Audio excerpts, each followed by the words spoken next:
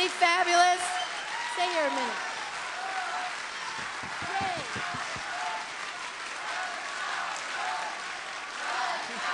Oh, boy.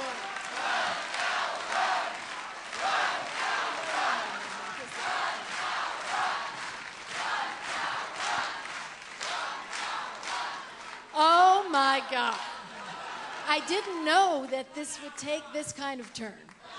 But what I do want to say to you, Al Gore, just because they don't each have a microphone and they'd say it in their own way. Each of these people here just been with me forever since I started a long time ago.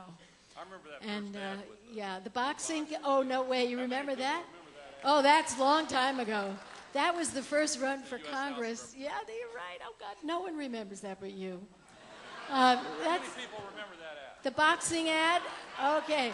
It said, you got to be tough when you're fighting Ronald Reagan. That's kind of what. Anyway, Ronald Reagan looks like a hero next to what we've got today. I'm going away from you now. I don't. I'm doing my politics because I can't. Let me say a word about that. Okay. 2 weeks ago, another thing happened. It's the 20th anniversary of the Montreal Protocol. This was the treaty that was used to address the hole in the stratospheric ozone layer. Now, when that was discovered, alarm bells went off. And Ronald Reagan, Secretary of the Interior, a man named Donald Hodel, said, the private sector can solve this, individuals can solve this, you just need to wear more floppy hats and sunglasses. Because of the you remember that? But I wanted to say this. Ronald Reagan listened to a San Franciscan in his cabinet, former Secretary of State George Shultz, and he rejected Donald Hodel's advice, and a conservative Republican president joined with a Democratic Congress led by Tip O'Neill, and they listened to the scientists instead of censoring the scientists, and as a result, we got a treaty. The U.S. led the way. We're well on the way to solving that crisis. That's what we need to do again, and we need to have a bipartisan solution. That's right.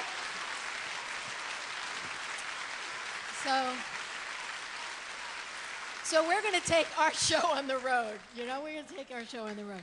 But what I wanted to say while you're standing up here is really what it means to us that you're doing what you're doing. And I know you always don't tell me, don't compliment me.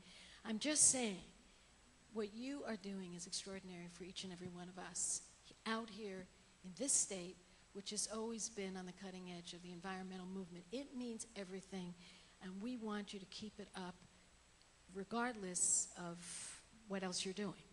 Now, I don't know what else you're doing. So anyway, here's the point. I am getting him so mad at me right now.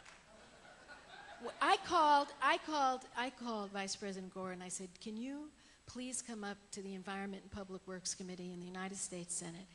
Because of these folks and because of seniority, I always used to knock that system, but now I'm all for it. I got the gavel in the committee, took it away from James Inhofe,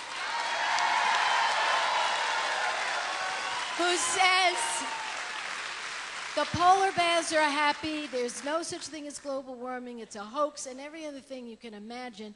And anyway, not to dwell on that, I just get lost in a story.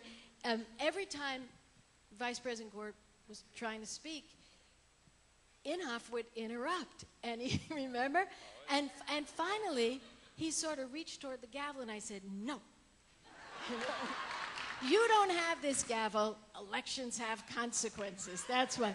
And I have these buttons that say elections have consequences if you want to have one of them. But in closing, which are the two favorite words you want to hear when a senator talks, because otherwise you never know how long.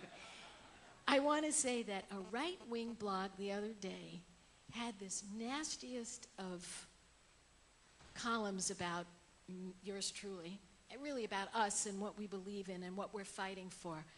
But the headline, which was meant to be a dig, was the biggest compliment I have ever had in my life. And I wanted to tell Al what it said. It said, Senator Barbara Boxer is turning into the Senate's Al Gore.